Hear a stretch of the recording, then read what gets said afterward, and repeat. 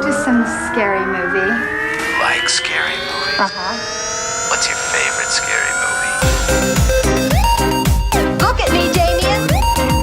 It's all for you. Kill her, Mommy. Kill her. We all go a little mad sometimes. This is my boomstick. Here's Johnny. I have to return some videotapes. We'll tear your soul apart. Hello and welcome to All Things Horror. My name is Ben and I'm joined here with Matt. If you're unfamiliar with the show, each week we choose a movie to break down and review, give our honest opinions and rate it from 1 to 10. This week we're going to be talking about Insidious from 2010. But before we do, let's take a quick look at the trailer. Are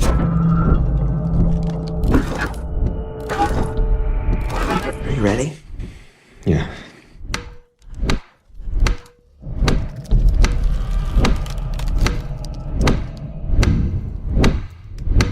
Hey, sweetie. Morning, guys. He's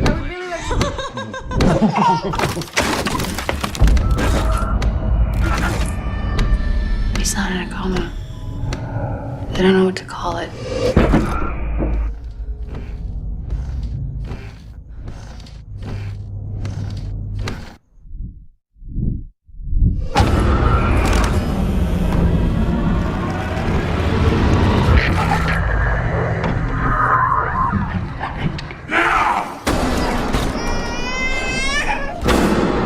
I went into Dalton's room.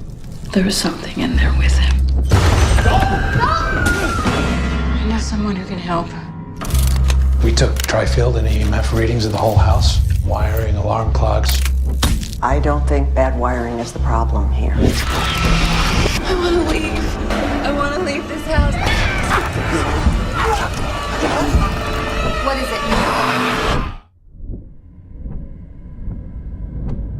It's not the house that's haunted. It's your son.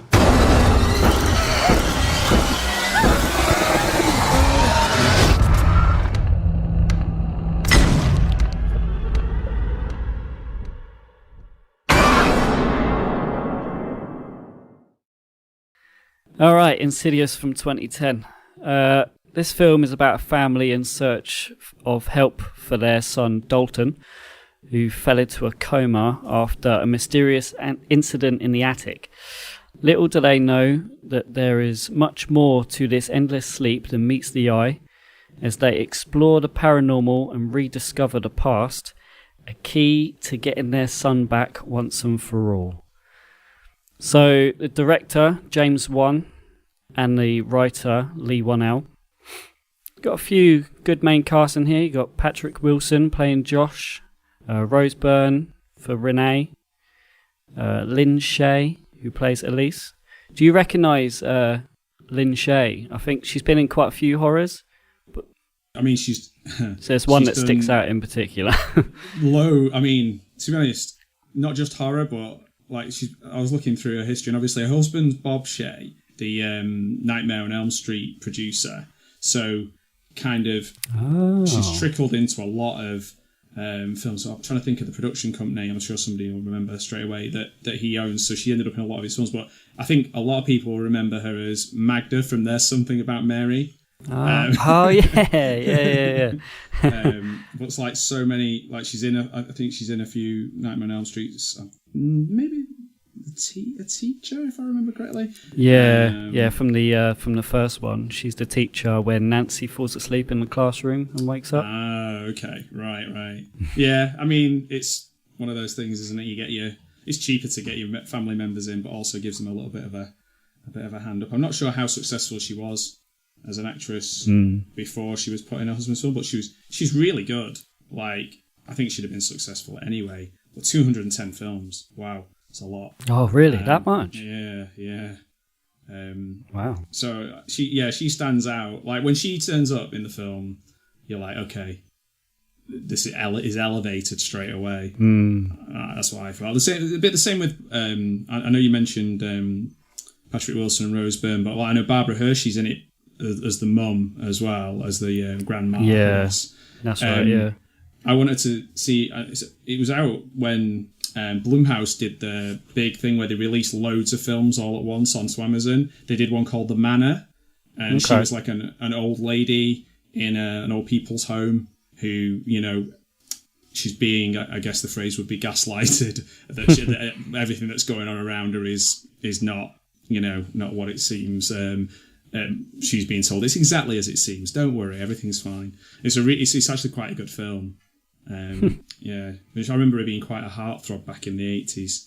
I think she was in like quite a few films that I like, maybe like Barry Levinson films that I used to really like. She was in some of those. So yeah, it's a really good cast, isn't it? Yeah, and the other one, the guy who plays the demon, who's known as the lipstick face demon, I think that's the name in the credits. Right. Joseph Bishara. He plays the demon, but he also did the score for the film as well. Oh, okay. And is he Australian by any chance? Because they all seem to be Australian, don't they? Like everybody's involved. Well, except for the main actors, all seem to be Australian. I think he's worked with James Wan quite a lot, because I know he did the score for like Saw, like most of the Saw films. Oh, okay. So right, and Patrick Wilson, of course. He's really good in Watchmen, and I think he's got that good lead guy vibe about him. He reminds me a bit of like Bill Paxton, where he could just be in the lead actor in any film. Yeah, you just believe him. The cast definitely help, in terms of making this seem a little bit more of an event. More, I suppose you can take it a little bit more seriously because they're all quite. Serious actors. I know this was before Rose Byrne kind of became more of a comedic actor. So it's interesting. Have you? I prefer her in this. I'm not a big fan of like the sort of Seth Rogen style comedy films. Yeah. I just can't be doing with them. Well, except for Freaks and Geeks, which was amazing, the TV series, but like everything after that is just no good. Have you taken a look at James Wan's other films? Are you familiar with his other films? I am. I'll be honest, I'm not a massive fan. I've watched a few Saw films here and there. My absolute favourite is Malignant. I think it's just, that is silly and over the top and just hilarious. Like I think that is, if he made films like that all the time, I would be his biggest fan, because the others for me are a little bit dark and serious and maybe a little bit melodramatic, but not fun. Whereas Malignant, I think if people are looking for a double bill, watch say like Basket Case and Malignant back to back. Those two would be great. Just good, silly, over the top fun. I actually watched Malignant for the first time like last month, I think it was. Oh, cool. Yeah. Is it different to his other films then? It's it's James Wan. Yeah. The colour scheme definitely. It is different, but he's got this vibe in his films, so it's him. I think a lot of directors have that. When you watch a film and you say, "Oh yeah, that's a James Wan film." Yeah, it's like a calling card or like a house style. I think the problem was, I guess, and I don't know if this is the case, but there seemed to be a lot of films. Obviously, a lot of them I didn't watch because I find it harder to watch modern horror unless there's something really unique about them. So for me, there seemed to be a lot of one-word films. Like I even got confused. I think I said like Insidious and what was the other one I said? I thought there was another one, the one with Ethan Hawke, and I can't. Sinister, is it? Sinister. Yeah, there's loads of them like with one-word titles, quite dark looking, in houses. And I was like, this might be, and maybe I'm being too harsh on the makers of this film, because maybe this was the one that kicked all that off. Maybe those were all just kind of imitators of this style. Yeah. Maybe I'm just being a bit of a grump by going, I've seen, it's not really my kind of thing. But ultimately, it might have been the kicked off that movement kind of thing. That's quite true, actually. Like, a lot of his films are like one word, eerie kind of title films. Like, like Sinister, Insidious, Conjuring, Saw, it's, yeah. Yeah, and the amount of money he makes from quite a, not a lot of special effects or a lot of money spent, it's kind of, a lot of it is sort of just the way they've crafted the film. Like whether they've used a ViewMaster or some they've just repurposed something. And you're like, oh well, that probably didn't cost a lot of money, but it doesn't look cheap. So there's some definite skill there that in the hands of other people making films around the same time, it would look cheap. Yeah, I was really surprised, the budget being just 1.5 mil. Yeah. It did. And the more you think about that, the more you realise all those clever little things that, like I say, the ViewMaster and different things like that they use. What's the other thing that she wears when they're doing later on? The gas mask. Gas mask, yeah. Again, like, that's like, what, 20, 30 quid or something. Yeah. But it's really important to the plot. It's not like they've spent £1 million on CG or something. No. So that's pretty cool. Yeah. That's really well thought out. He's a prolific guy. He knows what he's doing. Well, I think this was early on in his career, where I think this was only his third movie or something. I suppose if you make 100 million plus off of 1.5 million, you're going to make a lot more films. You're going to be able to, doors will open for you. Yeah. So so you can definitely tell that this is sort of 2000s. You can place it into the sort of mid or early to mid 2000s. It is 2010, but you can place it by the way it looks, I think. But then again, maybe I'm being harsh and thinking maybe because like this is the film that launched 50 other films trying to be like it. Yeah. I don't know if that's the case. I mean, when we agreed to do this film and you said that you watched it, I have been dying to ask you, have you seen it before and what did you think of it?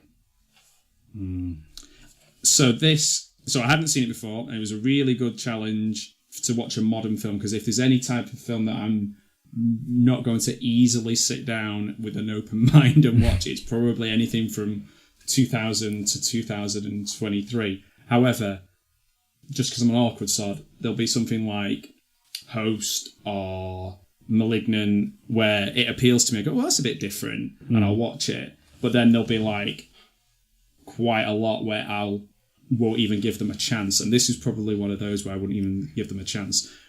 And I'm glad I watched it, because now I kind of understand. Also, I will watch any series of films. So the idea that, what is it, the fifth one's coming out soon? Yeah, I've got them down here. So thanks to you. There's the fifth one's coming out soon. Yeah, so I'm going to have to watch all of them now, thanks to you. Yeah. But why not? I'm going to see this whole family grow up, I guess. I saw the poster for the fifth one, and the kid looks like about 20. I know. Well, this was 13 years ago that this came out. So I think I was 18 when this came out. I'm 31 now. Right, so my maths isn't very good, so I'm 43, so I'd have been in my 30s, I guess. Still thinking I was just about passing for being young, I guess. But yeah, it's seeing, again, it's like that poster that you see somebody holding up. It's like the 90s was 10 years ago. That's how I see things. Like 90s are still relatively new films. So I'm glad I watched it. It wasn't something I could just sit and slag off and say it was terrible, because it wasn't. It was well made. There was some really good parts. There was some good acting in it. It wasn't as batshit crazy as I wanted it to be. Maybe that was my own main criticism. We'll get into it more, but that was my main criticism. It wasn't as sort of mad as I wanted it to be, and that might have been because the sort of James Wan films that I've seen before, or that's the only one that stands out is Malignant, and that's crazy and gets crazier. And it, again, I could happily sit and watch that over and over again, because there's some daft things to look forward to. But yeah, I'm going to watch this series though, so that must say something. I don't know if I've answered your question there or not at all. That's cool. I remember when it came out, like I just said, I was 18 when it came out. I'm pretty sure I saw this when it was in the cinema, and I was obsessed with it. I loved it so much. But I think as I've matured, and especially now that I'm critiquing films more in depth, I'm trying to pick things out. So I still love the movie overall as it is, but I am noticing things, and I'll go through it throughout the film, throughout the plot. But yeah, I know what you mean. And it's good as well to kind of explore that, because you might not necessarily shut yourself off to a film that you used to love, but maybe not watch it as much and be open to other things. So, for example, like I said to you, I think it was yesterday, like I was just going through every single Hammer horror film to see if I'd seen them, if I owned them. There's no way when I was in my 20s I would sit and watch like what I would think would be like a creaky old horror movie. I just get these little obsessions. But then what got me into horror initially, I suppose, was Romero and zombie films. And sometimes getting into a series really opens up your sort of fandom, I guess. So did you follow every single one of them after that first one? Were you like, oh yeah, excited and looking forward to the next one? Yeah. Like I said, I was obsessed with the first one, and then I could not wait for the second one to come out. I was really excited for the second one because it ends on kind of a cliffhanger. No, no spoilers, but it opens it up for a sequel. Yes. And yeah, I think you will. If you wanted more from this movie, you'll get it in the second one. I'm pretty sure you'll really like the second one. If you like this, right? Yeah, the second one does go harder. Isn't it funny though how, again, as we get more towards modern day, the film's longer. It's like an hour and 42 minutes. Yeah. And we get into like you say, so it sounds like, I've not seen the sequel, but sounds like the second one gets a bit wilder and crazier.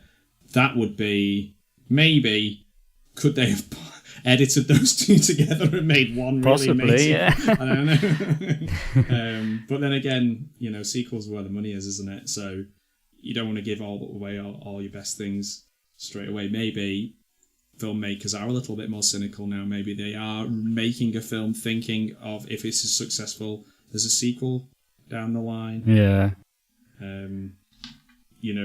Did anyone, when they were making, I don't know, let's say Friday the 13th, did they think, we're making this with the express intention of making sequels? They probably didn't. They probably just were like, we'll just make a quick buck. We'll do like a horror film. It's cheaper to film it in a summer camp. Whereas now maybe people are thinking, oh, this is going to be like my IP.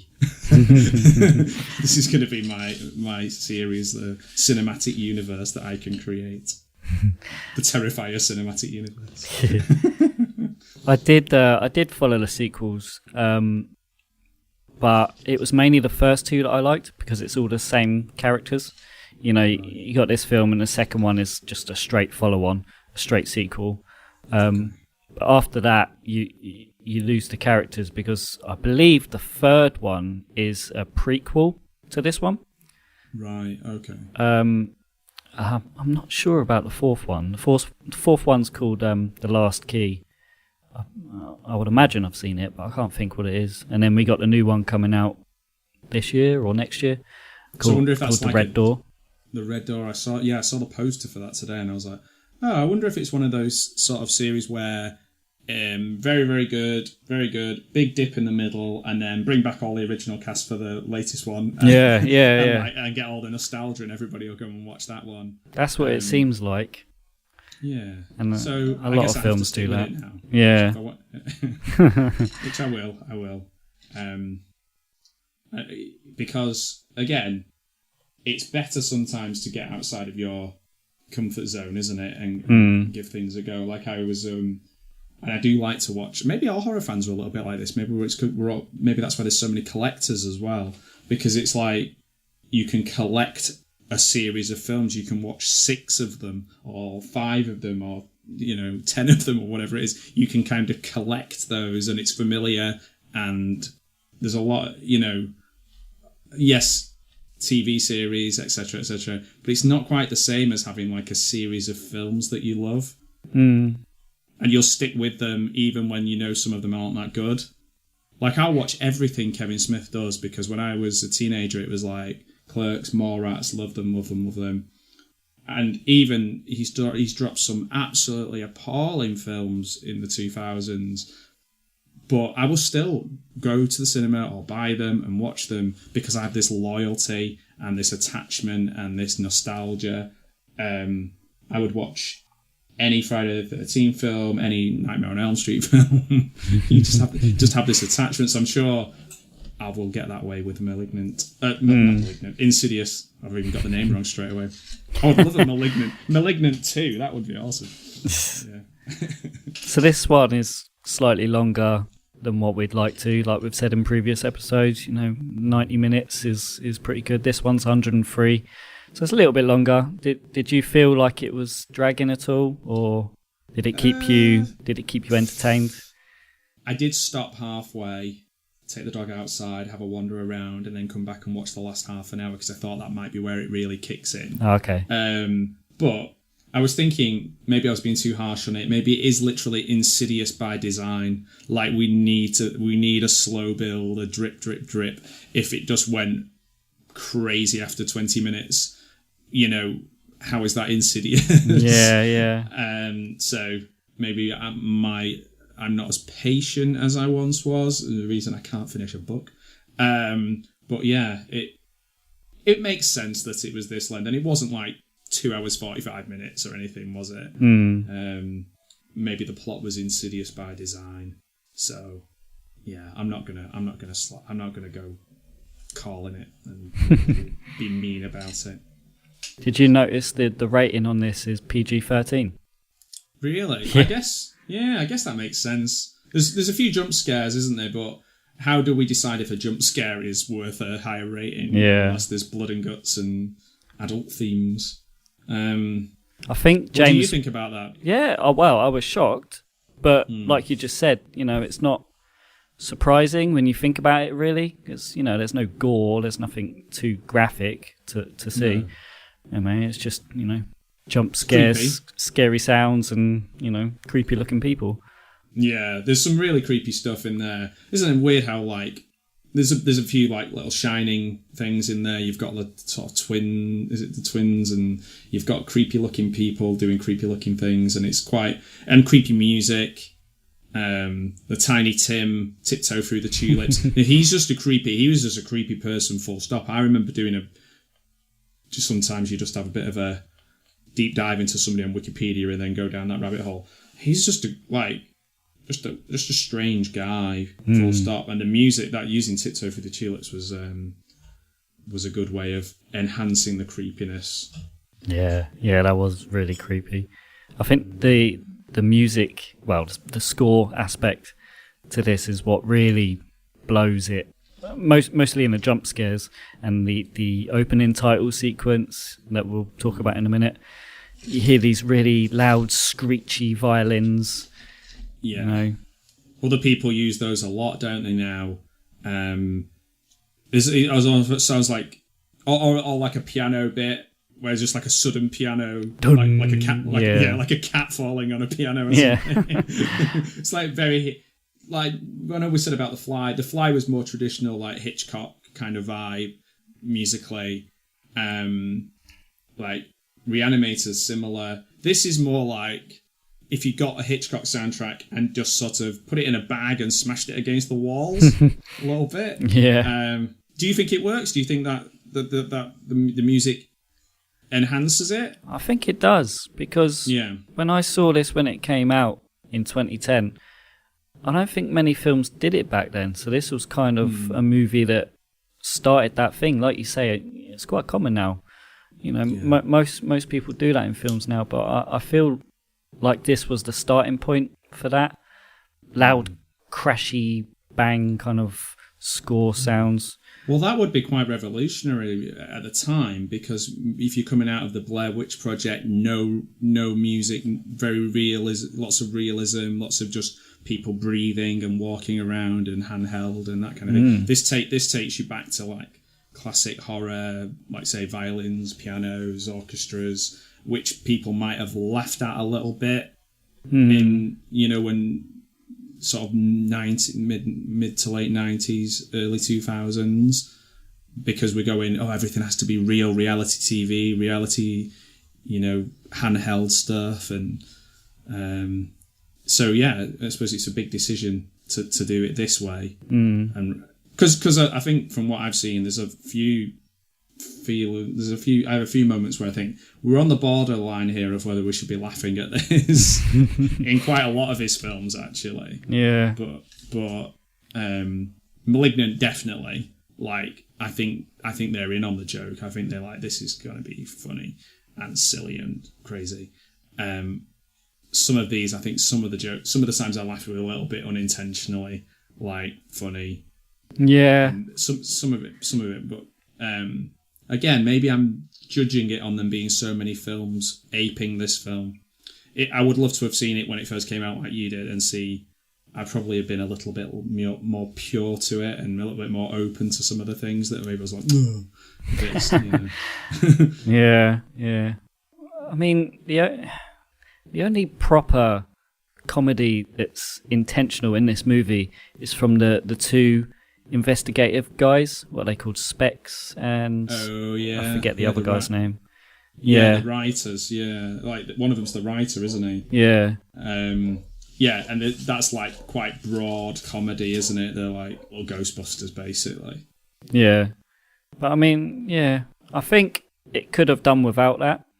Yeah, if you're going to make this film the way they've made it for 90% of it, they probably didn't need that. They don't need any light relief kind of thing. Yeah, because that's quite late in the movie as well to start introducing comedy to it, because it's quite serious throughout the whole film. Then all of a sudden, you get these two guys turn up towards the end, and they got a little bit of banter and comedic values to it. The geeks, I feel attacked. The geeky guys, called Specs. That's his only thing. I wear glasses. I just call me I don't know. There's not much about this guy. He's a geek. Let's call him Specs. Specs. That's actually. I think that bit's got that would fit better with Malignant. Yeah, it would. The camera work in this. Well, not so much the camera work. I mean, although you get a little bit of like shaky cam, handheld cam, but it's kind of on and off. You get this kind of like blue tinge to the camera. Do you know what I mean? Yeah, and again, there's a lot. Seems to be a lot of other posters. I don't know whether I've not seen all the films, but a lot of other posters that have that kind of. They're trying to make themselves look like they're similar to Insidious. Yeah, so like you say, it's like a trademark of it. Well, you found that a lot in the 2000s. Where editing the film, they've actually put this kind of blue contrast or this darker kind of contrast on the movie. Yeah. But this seemed to be a bit on and off, especially like when they're remembering things from the past, or if they're doing something quite intense, the darkness would come in. The gradient would have a different color hue to it. Yeah, I wonder. If that's possibly... I mean, obviously it's a choice. Is it because they've got something hanging over them as a family, They've got something kind of that's insidiously crept over them, or just like almost like a blanket over them, particularly over the dad. He's totally forgotten his issues, but there's something there with all of them. So maybe that's something that's kind of storyline wise makes sense. What doesn't make sense, I suppose, is that what seems to be, if I Google films from around this time, how so many other films look like this, which is, I suppose, the flattery, really, isn't it? It's either flattery or they've gone, that made $100 million. Yeah. So I'm going to do that. I can make mine a little bit blue. Not a bit blue, but you know what I mean. Yeah. You notice Leigh Whannell is the guy that plays Specs. Yes. Yeah. Yeah. Didn't know if you knew that. Yeah. Yeah, I was like, that's definitely one of those. Like, I want to be in the film. Yeah. And I want to be a Ghostbuster. Okay. Well, I've written it now, so we're doing it. I've got something on him for the trivia section at the end that's quite interesting. Oh, okay. Yeah. All right, cool. Right, let's jump into the spoilers. Spoiler warning.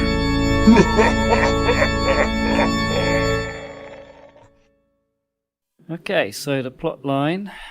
So the movie opens up where you see this boy sleeping in the bed, and it cuts to what that signifies later on in the film, and then you all of a sudden have the movie title crash up in the screen that says Insidious, and then you get these screeching violins. That's your first interaction with the jumpiness of this movie. And then it rolls into the intro credits. You see little pictures throughout the credits, and director, the cast, and everyone. Lots of pictures of a house. Yeah. What did you think of that? You don't really get many films nowadays that have intro credits. No. I don't know what I thought about it. I did think I know what a house looks like.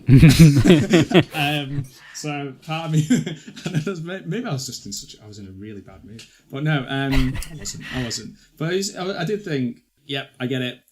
Spooky house, like, yep. one shot would be enough. But I guess if you want to do your opening credits and kind of set the colour palette and because again, there's the colour palette of the film, then there's a colour palette of the titles, isn't there? And I do like the fact that he loves using red and black. Oh yeah. Even though sometimes in some of the films that I've seen that he does, some of the fonts do look a little bit like PowerPointy. Yeah, like, yeah. Not the highest. And now he can spend loads of money. Surely he could just up the sort of quality of it. Everything looks a little bit like you could imagine your friend who's really good on like editing software doing it. Just in the titles. I mean more in the titles than the actual film. Definitely like the opening titles to most of the films I've seen. Saw's got a definite logo, hasn't it? Yeah. That's a little bit different.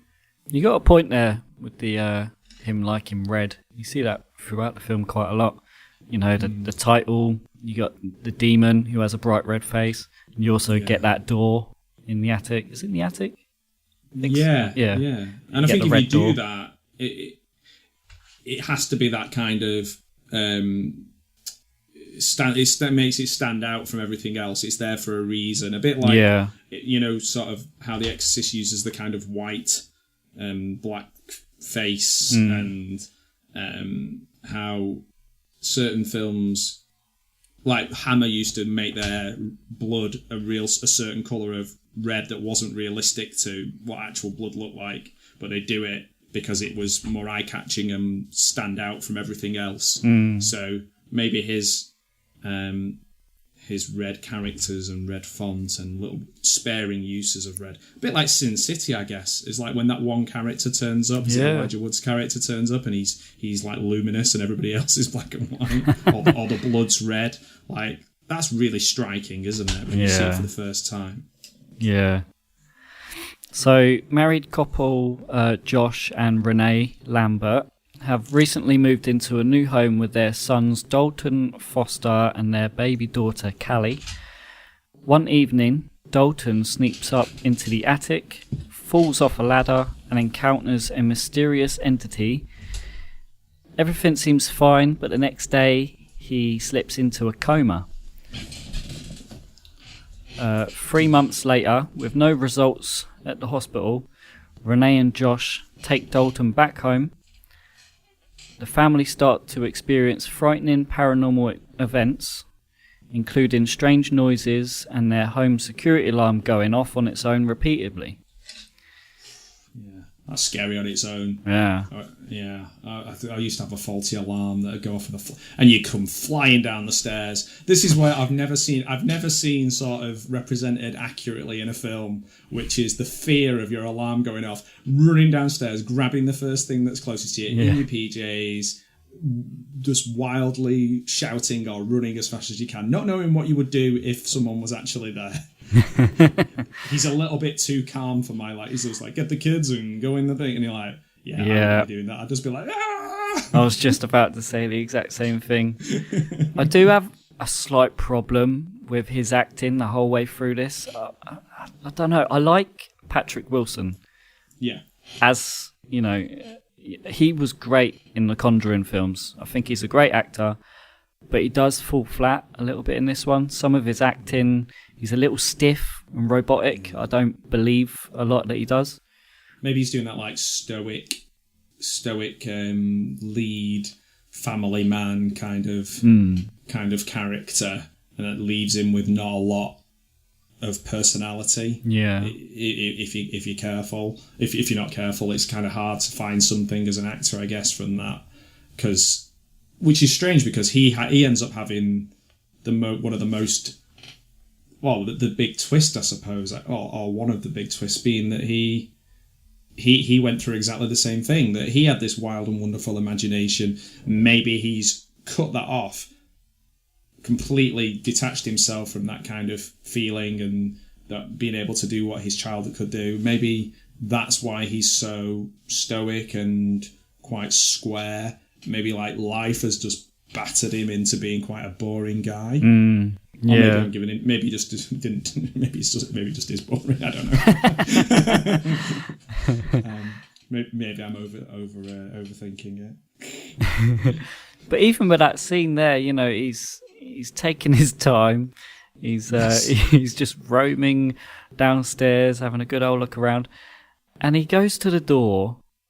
The first time the alarm goes off, and he goes to the door, and he doesn't open the door. He goes to the drawer that's next to the door. He looks around for a torch.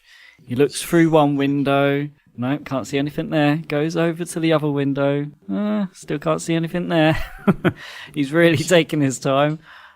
Yeah, you know, because time is of the essence if somebody is invading your home. Yeah, really. Yeah, I would say I watched a film last week called Fright, and in that the girl who's like babysitting, it's like a proto slasher, and she goes bananas like anytime anyone's near the door. Like literally something could sort of fly past the window. Like I think something blows on the washing line, and she's like goes crazy. Like he is just like whatever happens, he's totally fine with it. Like he's just like, yep, I'll just check it out. I'll be very in control. I mean, you do need to be. He's a teacher, and I work in education, and I remember, you know, if something serious would happen in school, it probably wasn't a good idea for me to start screaming and shouting, even if it was like a wasp in the classroom. If I'm just like wasp, children running everywhere, but like, even if I was really allergic to wasps, I would still have to take control and be the person going, okay, it's more afraid of you than you are of it, you know, that kind of thing. It's like maybe he's got experience in dealing with, you know, of being in control and challenging. However, I think that Rose Byrne is better at dealing with stuff pragmatically and actually getting stuff done, and he's actually just kind of leaves a lot of the parenting and practical stuff to her. Just goes off to work, and he's like, yep, see you later. She's like, can you do this? No. Can you go and pick these up? No. I'm at work. I'm marking papers till midnight or whatever, which isn't realistic. You do that. You bring them home. You get thrown out of school about 6-7 o'clock at the latest. So yeah. So Foster also claims that he's seen the comatose Dalton walking around the house, and when Renee is changing his Dalton's bed sheets, she finds a bloody handprint on the bed. Yeah. She's like, you can't ignore this. Yeah. Can't ignore this. And he tries to, though. Yeah. He's like, yeah, could be anything. Yeah. She sat And the on... little kid says, like, I'm sorry, go on. No, I was just going to say, like, when she sat on the front step and they have that little bit of a... Not so much of a fight, but, you know, she's very upset, saying that she wants to move, you know, and she throws him the bloody bed sheets and stuff, but... And he swears at her. He uses the F-bomb. And, you know, this being a PG-13 movie, that's all your F-bomb's gone. That's it. He's used up his F-bomb limit. Argument. Yep. Yeah. So you're only allowed one, right? Yeah, I'm pretty sure. Yeah. Wow. Because it's not like a make or break. It doesn't feel like it. They're not screaming at each other. Nah. It's just like, you know, there's no kind of insinuation that they're going to split up or it's breaking, you know, they're at breaking point. They're still at like kind of, let's try and fix this point. Yeah. So yeah, to throw the swear word in, they could have thrown that in maybe when he's doing something a bit more exciting. Yeah. Or the kid could have said it. Yeah. The kid could have been like, you know, I don't like Dalton walking around all night. Fucking hell. It's creepy, Mum. I don't know. Did you see when Josh stays late at the school? Did you notice the little jigsaw puppet behind him on the chalkboard? I didn't. Oh, did you not? No. I'll send you a screenshot of that later. Right. I don't believe you. When he's just sat there because he has a little snooze, doesn't he? He wakes up, and the chalkboard behind him has got the little the puppet from Saw. Nice. Yeah. I suppose it's different than having the director walk across. We've got the writer. Yeah. He's tired. He's grading papers. This is it. All the school stuff I was all over, but I missed that. The other thing I thought was quite funny, like the kids' names, like Dalton and Foster. Like this is definitely an American film. Oh yeah. Having said that, most of the people who wrote it, the person who wrote it and directed it, Australian. They like their surnames as first names as well, don't they? In Australia, or they have a very similar kind of idea on that as the Americans, or certainly take their influence from the Americans with that. And it's just like because you hear the name Dalton a lot in this film. Yeah. And they say Dalton like a million times. So Josh sleeps on the sofa, and Renee gets to bed. No comment. And Renee starts seeing a tall, fiendish, long-haired apparition that tries to attack her in the bedroom. And that's when they decide, right, it's time to move. Let's go. Yeah, that's what it kicks off. Yeah, they said, all right, we're out.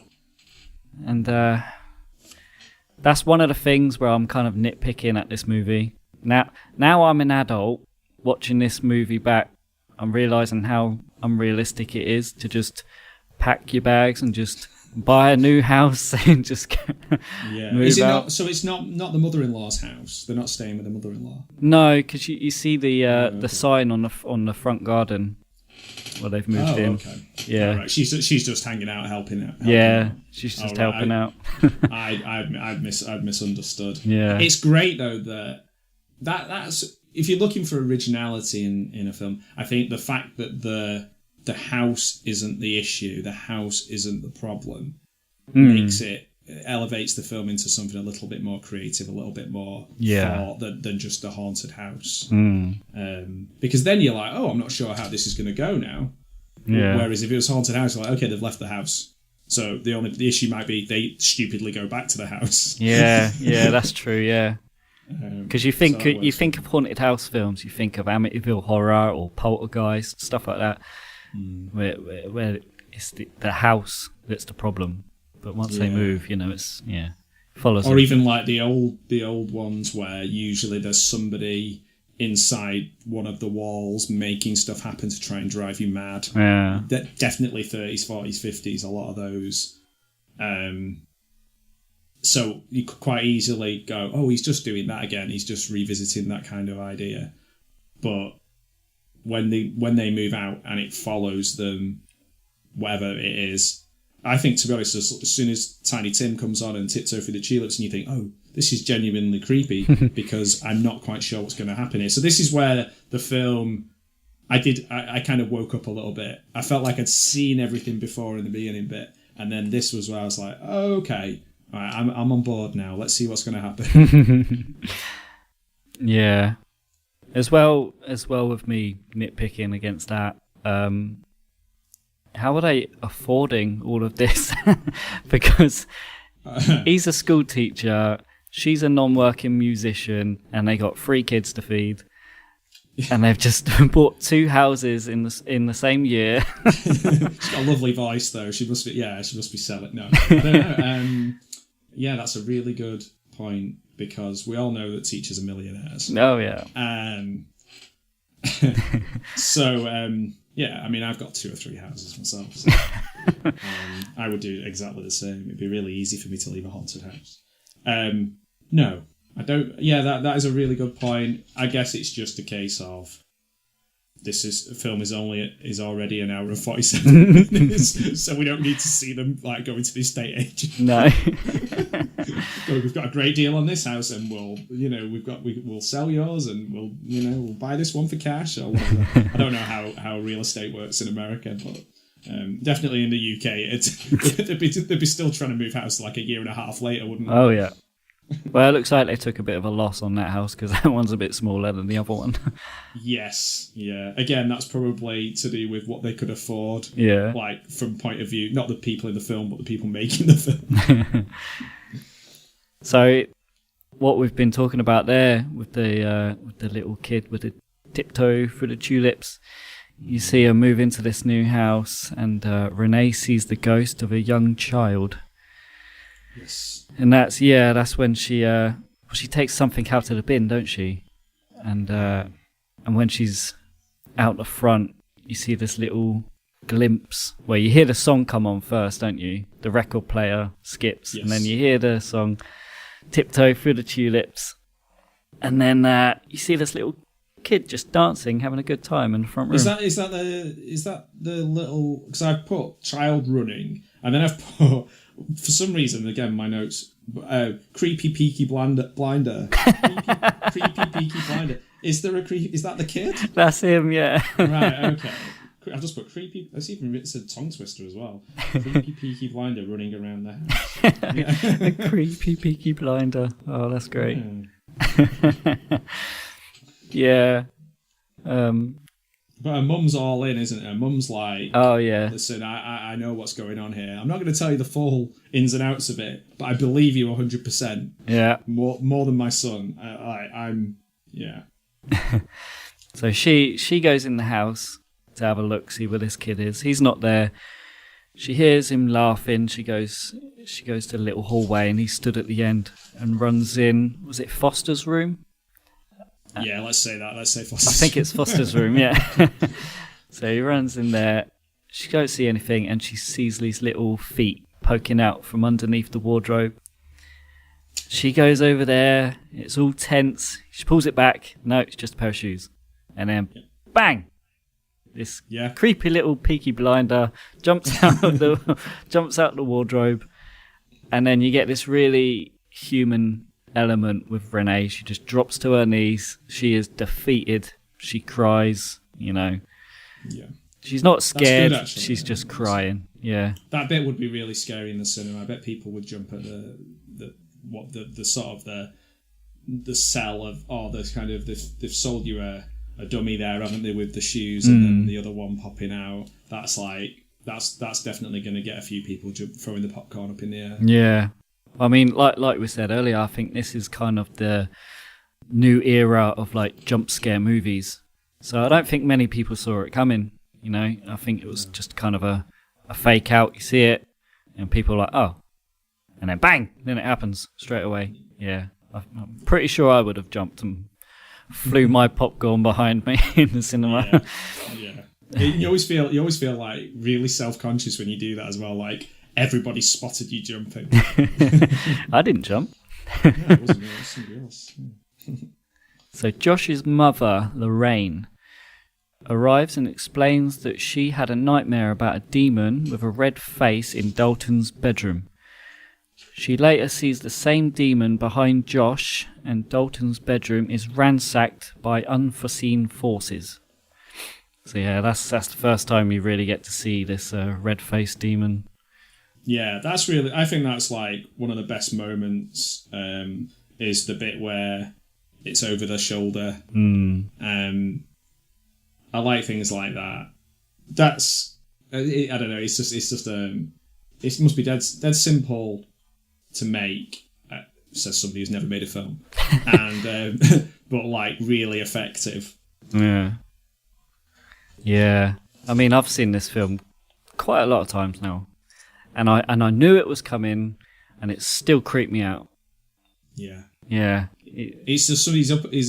Especially now, we're very much aware of personal space and people being too close. Even if you go, I don't know about you, but like if I go queuing up at somewhere like Chemist or the shop or something, I still leave like more of a space than I used to do.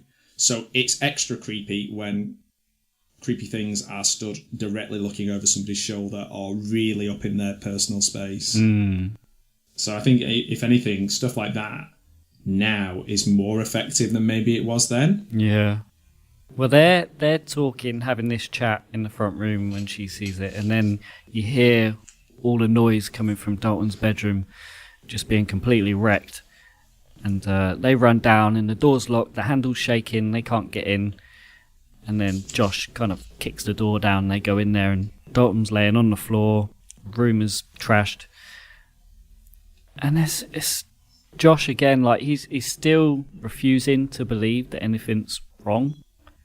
He's just kind of going along with it, but you get these little bits from Josh where he's just still so calm about it, just believing that nothing's wrong, you know. Yeah. He's waiting to go bullshit. I'm like, you've literally you've just seen like everything happen.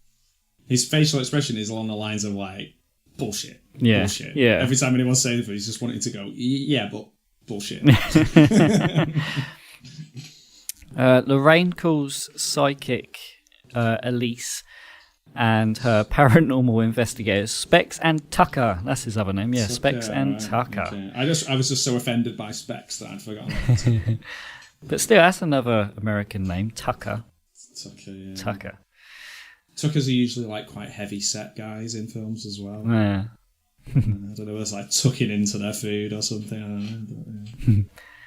So in Dalton's bedroom, when they're walking around the house, Elise spots a vision of the red-faced demon on like the ceiling of Dalton's room. I think it's called the lipstick demon. I think that's actually what it's called in the yeah, credits. I think I saw that in the credits. That made me laugh. Yeah. Yeah. For anyone who has a dog, is a completely different.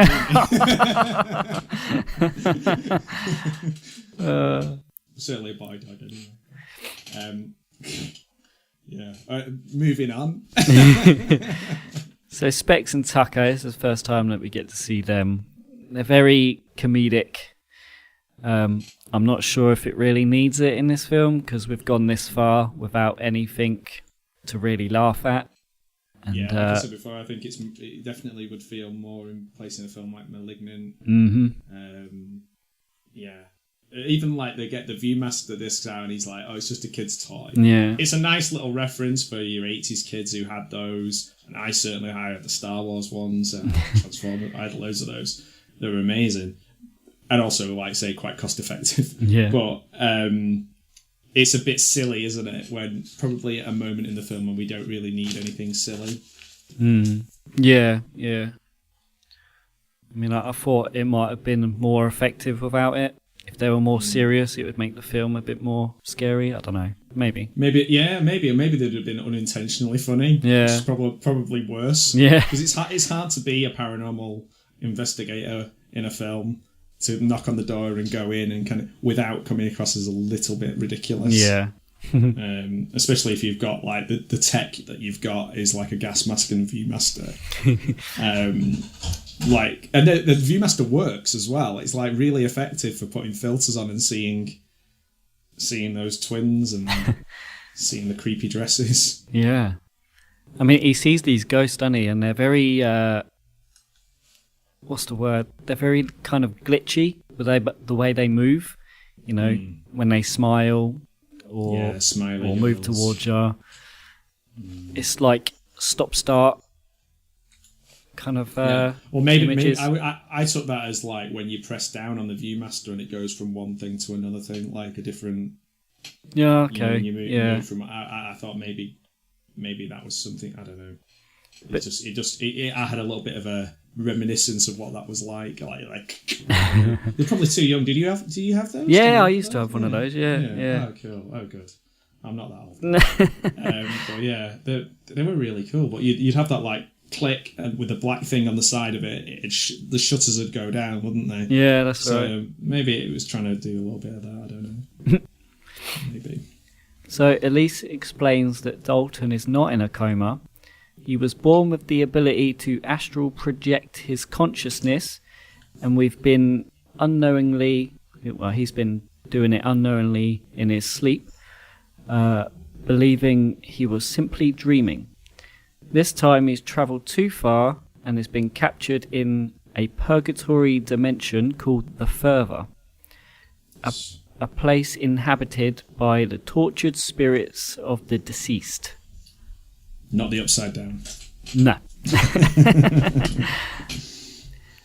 Without his consciousness present, his body is comatose, but the spirits desire to use it so they can re-enter the physical world. Josh excuses Elise of being a scam artist and throws her out. Yeah, bullshit. But then later, Josh finds the drawings in Dalton's bedroom.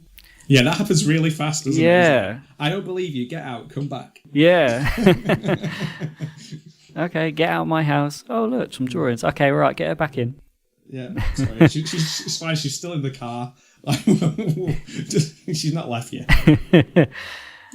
So they get her back in and her team, and they perform a seance, but it goes horribly wrong. Yes. And that's the bit where Elise is wearing this gas mask attached to some headphones. And it works. It totally works. It does. It does work. Yeah. It works maybe because it's Lin Shaye as well. Like her horror experience makes me like buy into it. like her inside. She totally sells. She's not camping this up or being like ridiculous or silly with it. She's quite a serious character. She makes it believable that this gas mask, and she's kind of enclosed in it, and there's a lot going on behind that mask. So I think it works really well, considering literally it is a gas mask. I remember making a student film and finding a load of stuff when I was at university, and we found a gas mask and we couldn't think of anything to do with it. There were literally loads of horror films with them. Yeah. In where I could have thought of a million things, but yeah, I didn't. I was just like, nah, I don't know what to do. Just wear it and dance around a bit. So yeah, it works really well. I'm not sure how it works. Like I know the visuals of it, you know. Yeah, the actual science of it. It looks great, but I'm not sure what exactly they're doing there. It's a gas mask to some headphones. Let's be honest, this film hasn't even got the science of Ghostbusters. No. At least like you've got Egon there explaining things, and they are actual scientists talking about something. In this, it's it's Viewmaster, it's two guys. It's a little bit wishy-washy. It's more spiritual than scientific, I guess. Yeah, that's true. And that would tie in with how Josh's character's progressed as well, the spiritual side of it, that kind of thing, that you're only open to things when you're willing to be open to them. Yeah. You have to trust in it and just believe it and be in the moment, rather than when you get older, you stop having that openness to things not being as black and white as you'd expect them to be. So maybe that ties in with, we just have to accept that these things work. So they do this seance, and shit goes down. Dalton's all of a sudden standing next to him, slams his hand on a table. They all go flying. You get all the other demons in the room. It's quite intense. That's good. I think that's almost like a nice little bit. It made me think a little bit of Malignant again, and I was like, oh, I can see that this is somebody who's got the potential to make a film as silly as Malignant and really throw all these cool visuals. Yeah. Lots of flashing lights, lots of, cool little visuals. But, yeah, I'm not sure. How did it end? Does Lynn Shay, her character, Elise, she just kind of like shout at Dalton, telling them to leave or something? All the bulbs blow, don't they? Literally, it's gas mask, bulbs, and Viewmaster. Those are the things they use. And really economical filmmaking works really well. All the bulbs blow, don't they? And it's just kind of like a whoom, and everybody's back in the room. Yeah, that's right. He's still being held captive, isn't he? Dalton wrecks everything, and it's like you've got all those really cool creatures like the Joker guy, the creepy twins. What was he called? Not Fireface. I've made that up. Oh, the lipstick demon. Yeah, lipstick face demon. Lipstick face. I literally called him Fireface. Well, I think that's what Dalton describes him as, doesn't he? The man with fire for face. Maybe me and Dalton have a lot in common.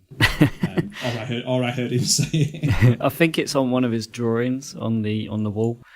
Okay, he's a much better artist than me, I must say. Something a bit weird that I noticed about this, after it all happens and you get Specs and Tucker talking, he notices he's caught a little bit on his camera. Obviously, Specs hurt his head. Why is he using meat on his head to cool him down instead of a bag of ice? Do you know that's a very American thing, though? You see it in a lot of movies. I don't know why, but yeah, it used to be like, say, like a Marlon Brando film in the 50s or something. If he got into a fight and got a shiner, he'd like have a T-bone steak on his. Oh, really? So yeah, or even like in cartoons, like Popeye or something. I don't know why. I don't know what because like you say, just slap a bit of raw meat on your face. Yeah, it's probably just the same reason as that. It's probably because it's cold, but again, like you say, you would just some frozen veg or some ice or something. Yeah. Oh, okay. Yeah, I just thought that was a bit weird. Yeah, it's a kind of archaic thing.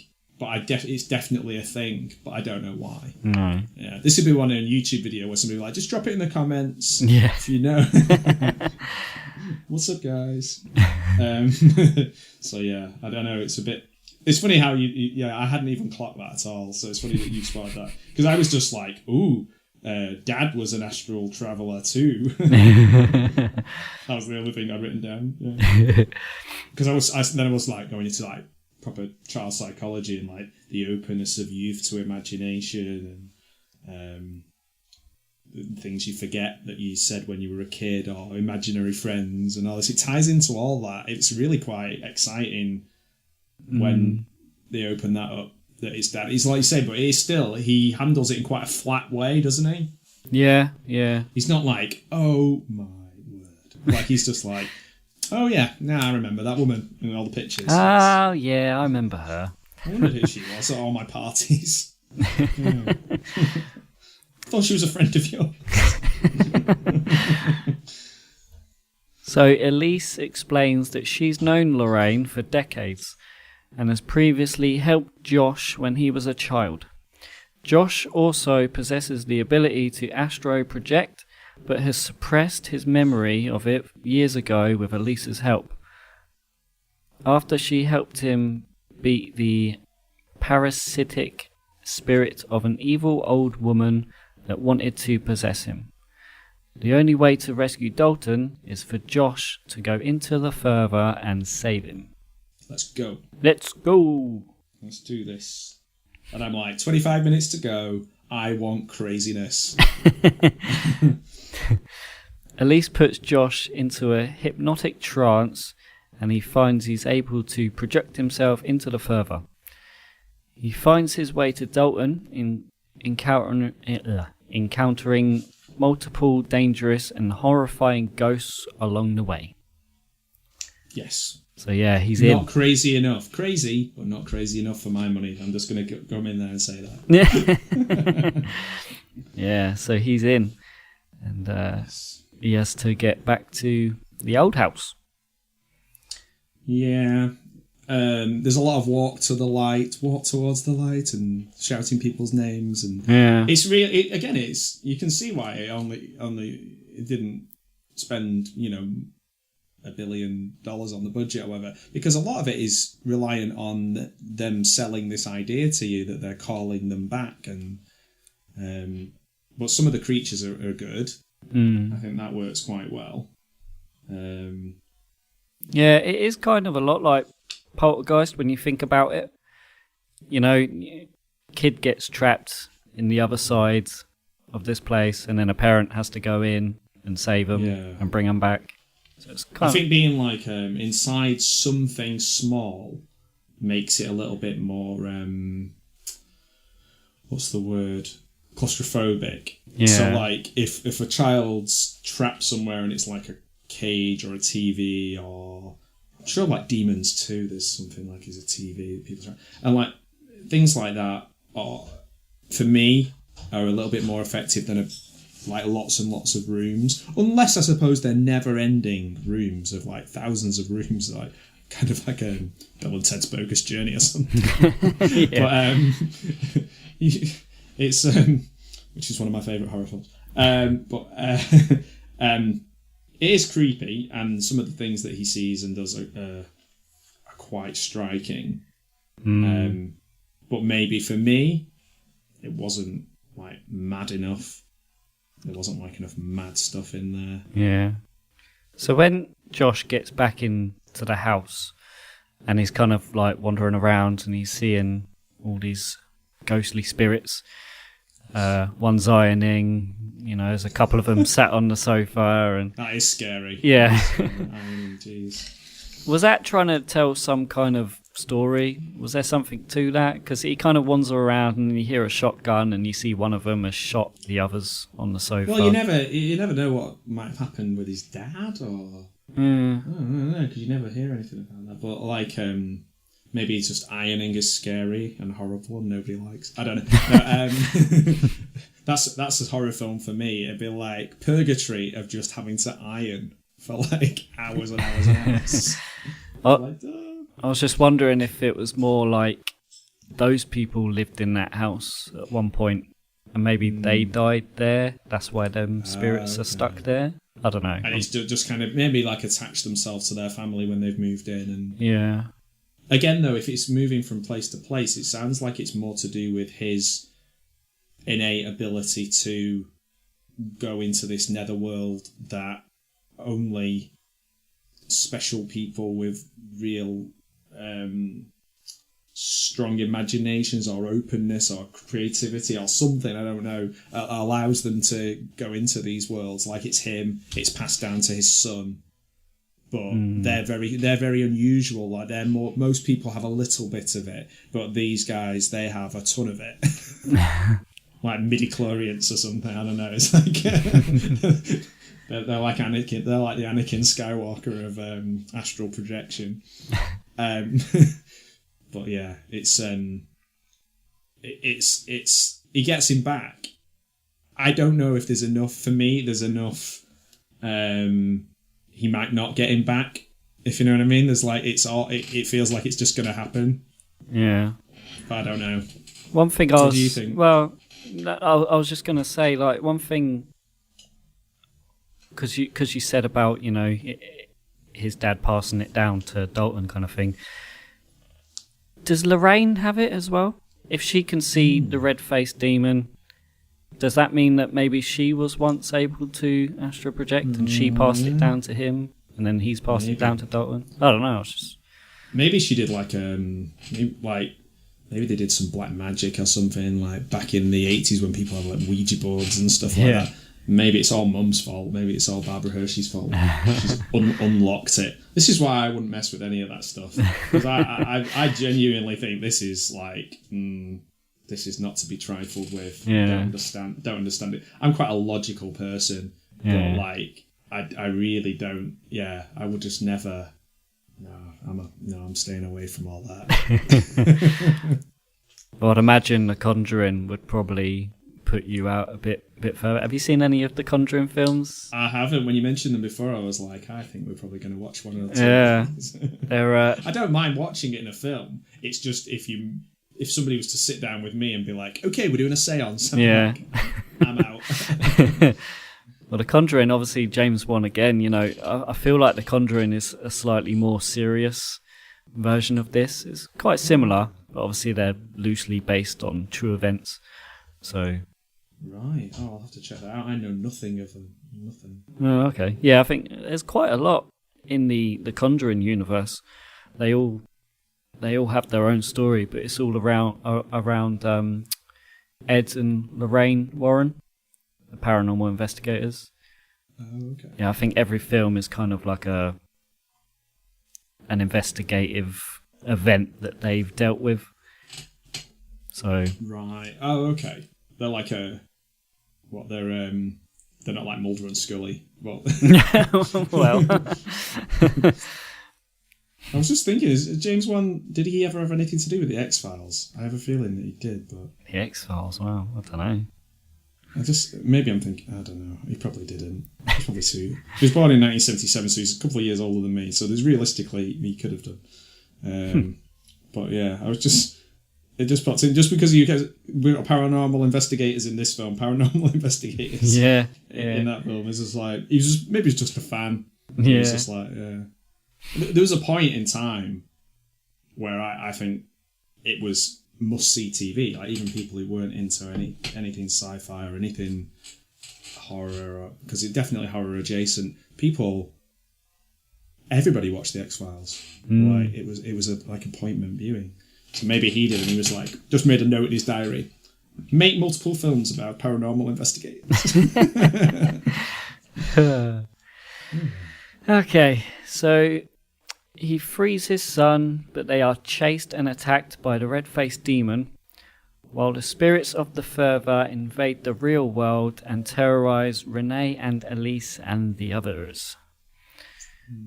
We get a heavy CGI moment here when the lipstick demon is on the wall and it's chasing them down the hallway. That is a little clunky, and yeah.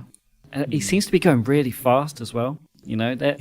You know, I mean, Josh and Dalton.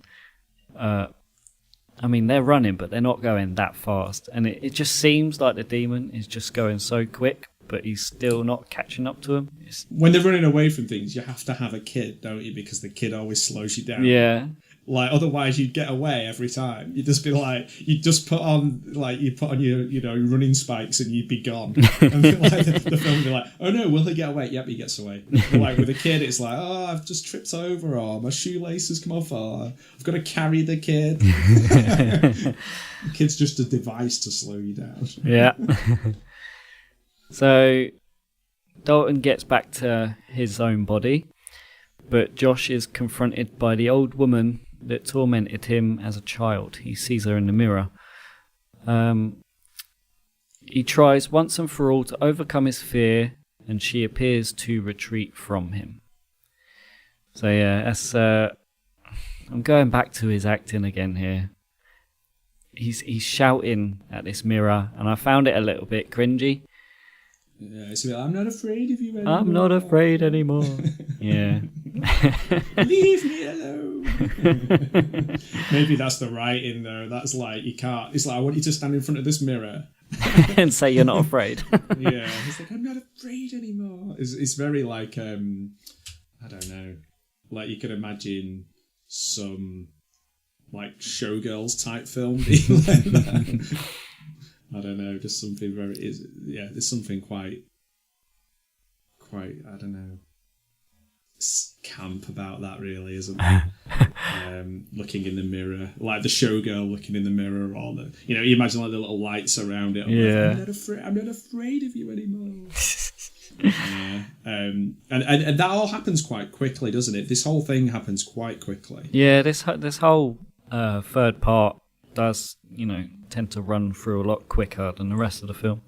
And I could have taken more of this and a little bit less of some of the other bits. Yeah. So it's like certainly, like you say, the investigators, the umming and ahhing over whether they think it is, whether he believes it or not. The kind of a lot of bits in the school or near the beginning, and there's certain bits that could be trimmed so you could have a really big, over the top ending. But again, that might be budgetary reasons too. Yeah. It probably costs a lot of money to make all the crazy stuff that I want to see. And then when he has that money, he makes Malignant. And like 50% of people who see it hate it, 50% of people who see it absolutely love it. Yeah. Because I think... Whereas this, everybody seemed to love it. Did Malignant, I think that came out straight after this, didn't it? Was that his next project? I don't know. I think it's quite new. Because I think Saw was his first 2021. movie. 2021, Malignant. Oh, is it that new? Is it? Oh. Yeah. Oh, I thought it was a bit older than that. Conjuring and Saw 2003. Yeah, that was his first one, wasn't it? Saw. Yeah. So. And he also did Dead Silence. Yeah, 2007. Yeah. And then you've got Insidious, Chapter 2 after Saw treatment, Conjuring, The Nun, Aquaman. That stands out. It's not bad. It's not a bad film, but it's just strange for him to do it. Meg 3 Gan, which I have not seen. That Megan film. Oh yeah, Mafregan. Yeah. I do want to see that actually. I quite like puppety films. Yeah. You have to be in the right mood for a puppet film. Yeah, I saw that one in the cinema. It is really good, actually. I really enjoyed that one. Yeah. Oh, cool. Yeah. I'll watch it. I'll go and see it. I won't go and see it because it's not on the cinema. I'll watch it in my home. I'll go back in time and watch it at the cinema. So, yeah. I'll astral project to a cinema and watch it. And bringing it back to the film we're actually talking. But yeah, so he. Are we up to the part where he strangles Lin Shaye yet? I was really wanting her to fight back. Not quite. Okay. So Josh and Dalton wake up in the real world and the invading spirits vanish. The family celebrates their victory, believing that the nightmare is over. Elise senses that there's something amiss about Josh. She snaps a photo of him. Josh becomes angry and strangles her. Renee discovers Elise's corpse and sees the photograph she took, and that reveals that Josh is now possessed by the ghost of the old woman from his childhood, who took his body when he was confronting her in the fervor. Josh appears behind Renee and she lets out a frightening gasp. Roll credits. Yeah. So he's an old woman now. He's an old woman. So for the rest of the film, the sequel, I imagine, is him just living his life as an old woman.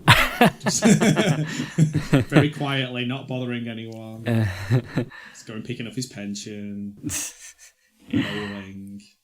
Yeah. You definitely have to watch the second one, Chapter 2. It's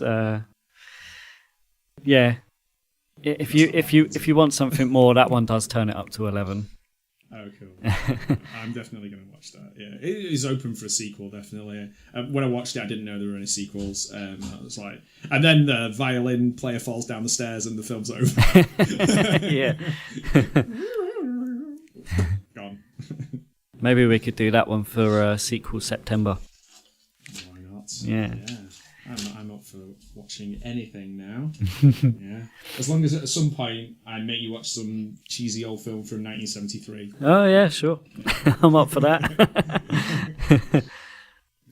All right, should we, let's rate this movie. What are you giving this out of 10? Okay, so... Dancing Ghost Kids out of 10? Okay, I was going to go for Viewmaster Disc. Oh, yeah, okay. Yeah. So, we can have both. Dancing Viewmaster Disc. I'm unfortunately I'm going to give this my lowest so far. I'm going to give it a 6. Yeah. But any reasons why? Anything that didn't get to it for you? All the things I've said really. Just it didn't. It's not something I'll probably rewatch. It's of the era of horror that I probably am the least interested in. However, I think through watching Malignant and loving Malignant, it's made me kind of get more out of this, see things that maybe he would put in that later on down the line. There's a lot of, Lynn Shay. I really liked her in it. The acting generally was good. It was entertaining enough, but not necessarily a film that I would be going to own or watch again. But I am interested in seeing a sequel, so I think 6 dancing Viewmaster discs out of 10 for me. Okay, that's cool. But a worthwhile experiment. That's fair. So I'm gonna give this my lowest, and that's a 7.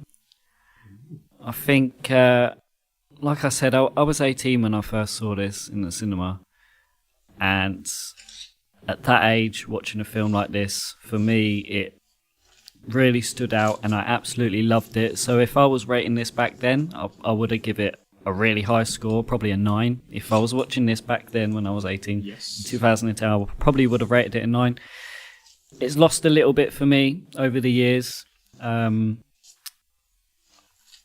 but it is a good popcorn movie. If you still got popcorn left at the end of it. It's just shaking and all of it disappearing. Yeah. But yeah, I think it's the more that now I'm picking it apart a bit more, critiquing it a bit. I'm noticing these little flaws, some things that I don't personally think add up, or, Has that taken away from your enjoyment of it? Or is it just a case of you're just older and more you've seen more films to measure it against? Yeah, I think, both really. I still love it. I still love the concept of it. It's very entertaining. It's got lots of little turns throughout. It's a very, very interesting film to watch. And I love James Wan. So, but yeah, no, I'm going to give it a 7. 7... What was it? Dancing Viewmaster kids. Something along those lines, definitely. Yeah, that's cool. I enjoyed that. Thank you. Yeah, that was cool. Right, should we do a bit of trivia? Yes. All right. Let's.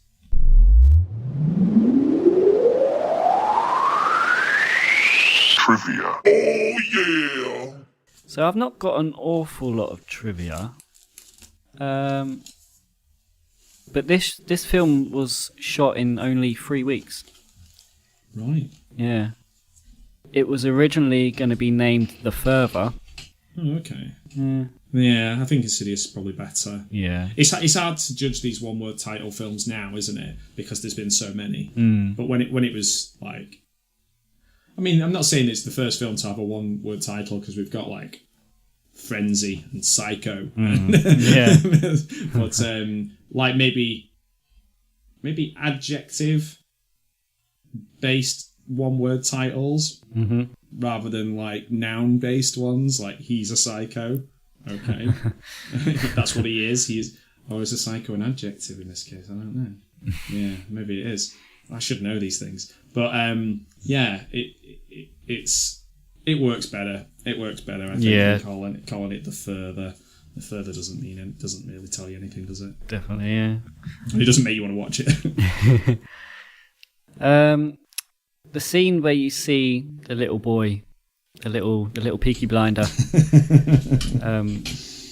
you see him just before Renee goes outside. I didn't spot this the first time I watched it. It's more of an Easter egg rather than a trivia thing. But she walks through the house, and I think she grabs the bin and she goes through the little cloakroom just before she goes outside, Yes. But if you look, that little boy is actually just standing there, clear as you can see, right in the corner. Ready to go. Yeah, I think he's got his face against the wall, but you kind of mistake him for a coat because the coats are hanging on the walls and he just kind of stood there next to it. But yeah, I think because you're looking at her throughout the whole scene, you're not really looking around. But yeah, little Easter egg.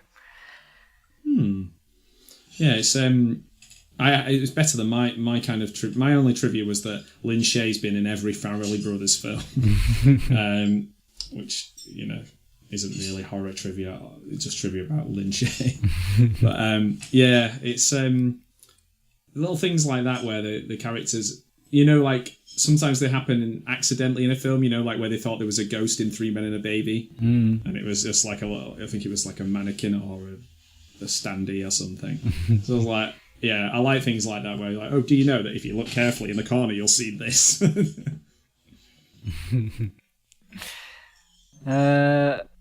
33 violins were used for the theme music. Oh. Yeah. I thought for sure that would have been like just layering on some sort of software program where you can just put violins over the top of other violins.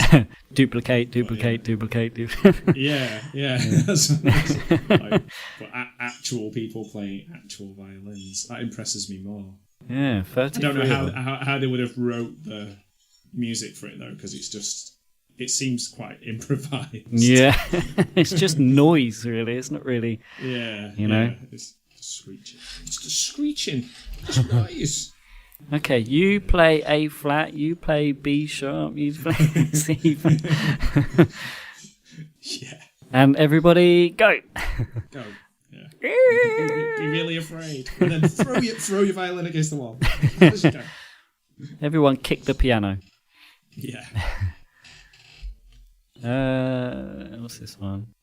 Oh yeah, the when Renee is changing Dalton's bed sheets and you see the red handprint.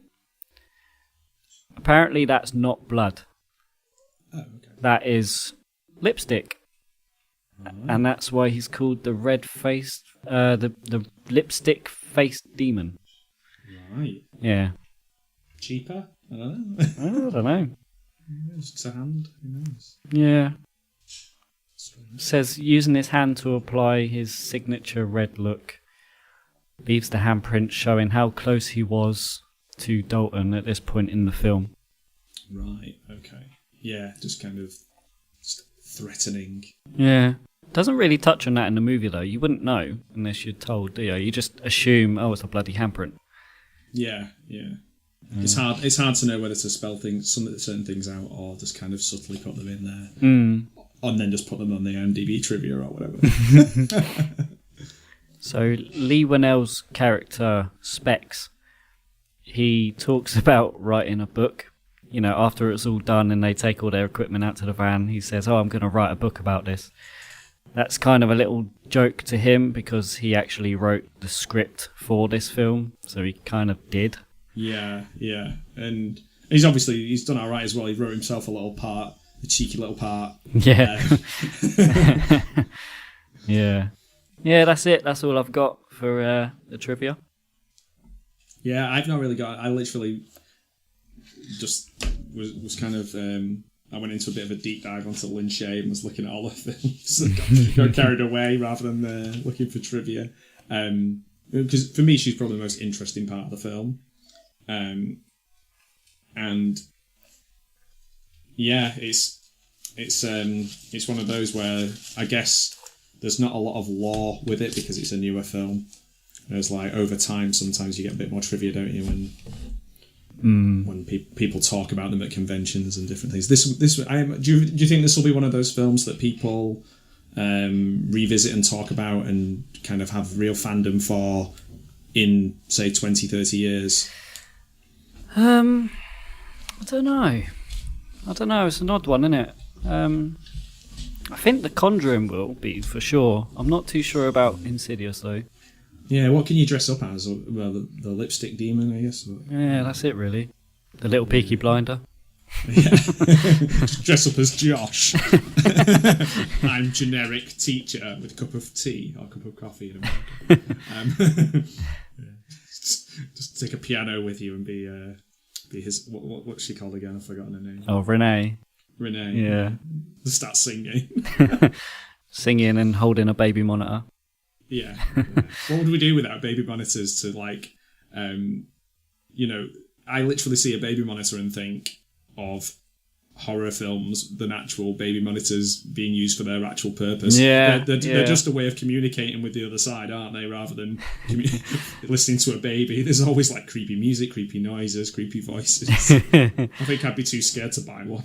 Well, that's it, because we've got a 2-year-old, so we've got the more up-to-date kind of baby monitor where it's got a video and you can see him, and it's night vision video, so you can see him all times. And for the first few months, we're looking at it. What was that? Just looking at it. Did something just move? Paranormal activity. Yeah. All right. Yeah, that's it.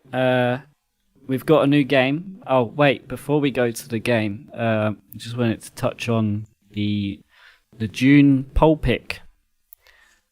So that's our poll pick for people to vote what film they want us to watch at the end of the month. And the theme for this month was vampires. The stats are in. Number crunchy. Yeah. So third place was From Dusk Till Dawn. Second place was Fright Night. And first place, we're going to be doing The Lost Boys. Ooh, yeah. Okay. Yeah. Nice. Yeah. I've not seen it for a while. But I have, like I said, I've got quite a few pictures of different people dressed up in Lost Boys costumes, people from Lost Boys playing music, little clips. So lots of stuff to share with you. And it is a great film, isn't it? It's just of its time. Yeah. Really good fun. Really looking forward to that. That'll be good. Yeah. I hope I enjoy it as much now as I did the first time I saw it. Yeah. Watching oiled up saxophone players. Yeah. Tim, he's our man. Yeah, he's our man. Yeah. I give it 9 oiled up saxophone players. Oh, yeah, it's definitely got to be that. Okay, the game for this week is called What's That Clip? I'm going to play you a sound clip from a horror film, and you got to tell me what film it's from. Okay. Insidious. No. Okay, so clip number 1. I'm not gonna hurt you. You didn't let me finish my sentence. I said, I'm not gonna hurt you. I'm just gonna bash your brains in. I'm gonna bash them right the fuck in. Oh man, this is gonna make me look like a fool. Because the first thing that popped into my head was Scream. Ooh. And I don't think it's Scream, which is a problem. I was about to say, I thought you will probably get 4 marks out of this. Oh, it's The Shining. Hey, yeah, that's it. Yeah. It's Jack. It's Jack. Yeah. For some reason, all I could think of was Stu from Scream. At the beginning, I was just before I even played like a second of it, I was like, it's going to be Stu. All right, number 2. I've got 8 of them, by the way. Oh wow. Okay, so this is the one so far. Number 2. Bleachy? Are you trying to say bleachy? Oh my God. 2 things. 1, you can't bleach a cheruti. Out of the question. 2, I can only get these sheets in Santa Fe. These are very expensive sheets and I really need them. If you don't shut your fucking mouth, I will kill you. Now listen, I have a lunch meeting at Hubert's in 20 minutes with Ronald Harrison and I need those sheets clean by this afternoon. Listen, I cannot understand you. This is crazy. You're a fool. I can't cope with this stupid bitchy. Understand?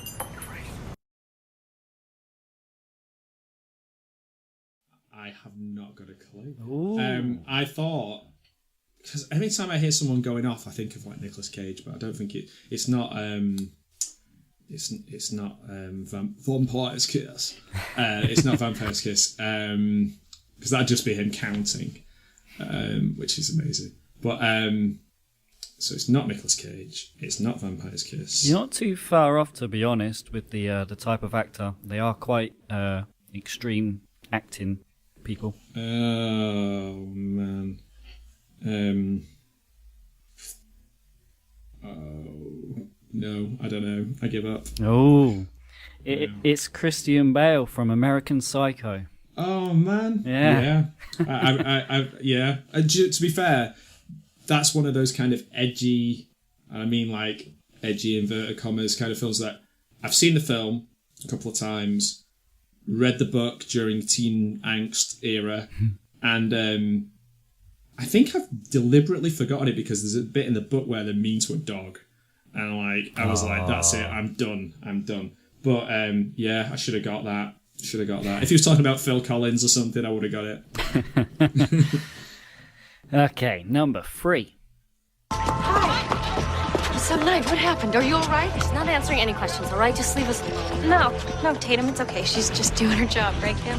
Yes, that's right. So, how's the book? Well, it'll be out later this year. Oh, I'll look for it. I'll send you a copy. Oh! Nice shot. Bitch. No, I mean camera shot. So it's that is Scream. Yeah. But I'm not sure. Is it the first one? It's the first one, yeah. The first one, right? Yeah. Okay, good. For a second, then I had a panic that it was the latest one. But yeah. Oh, cool. I got that one. That's when she gives Gail a good shiner. Yes. I remember that well. All right, number 4. Okay, so I'm not going to get full marks. So no, you're one down now. Yeah. Here I am, Wheezy. Hey, you're gonna like it down here.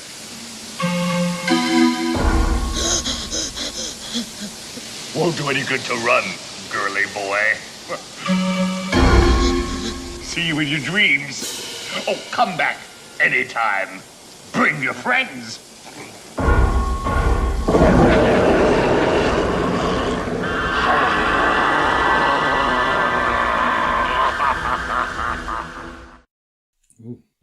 Is it the Tim Curry It? Yes, it is.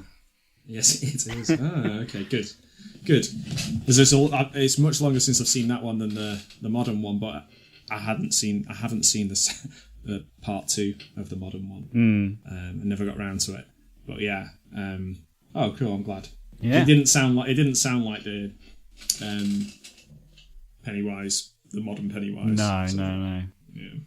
Sometimes. And also, is it a girly man or something? I don't think he would say that in a modern one. No. Yeah. So, sometimes the music kind of gives them away, doesn't it?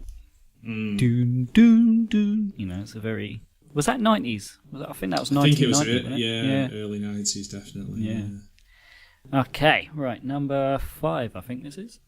Why have you disturbed our sleep? Awakened us from our ancient slumber. You will die! Like the others before you. One by one we will take you.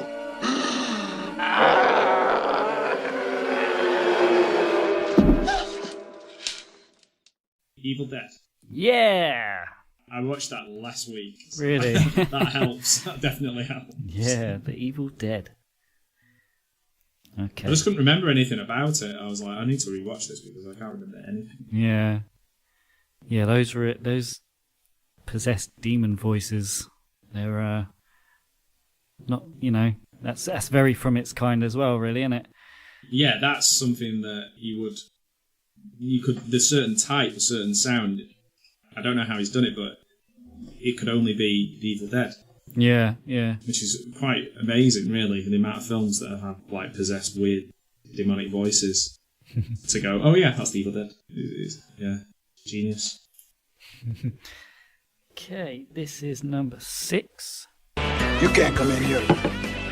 What do you mean? It's a private bar. You're not welcome. You told me that I'm not good enough to drink here? This bar is for bikers and truckers only. You get out! Oh man, it's that vampire film. Is it Nightbreed? No. Oh, is it 30 Days of Night? No. You are right. You are right. It is a vampire film. Oh, Near Dark? Nope. Oh, I give up. I give up. It was in our poll pick.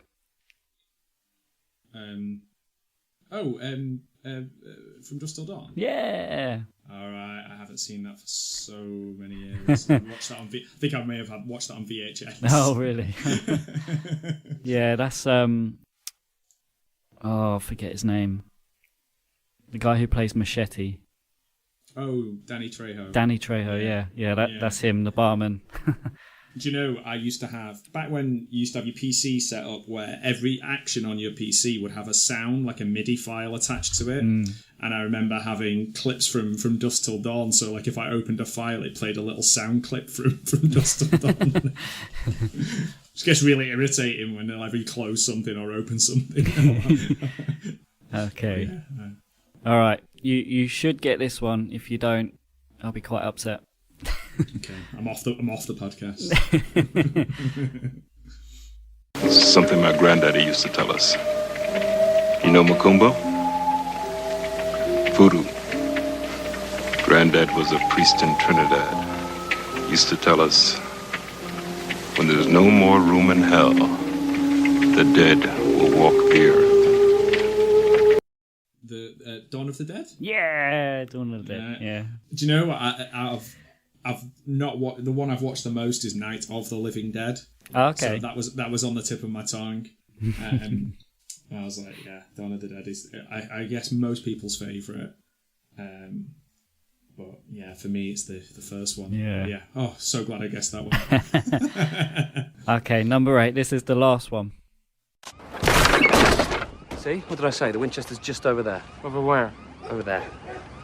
Just over there, over the 20 garden fences. What's the matter, David? I'm taking a shortcut before.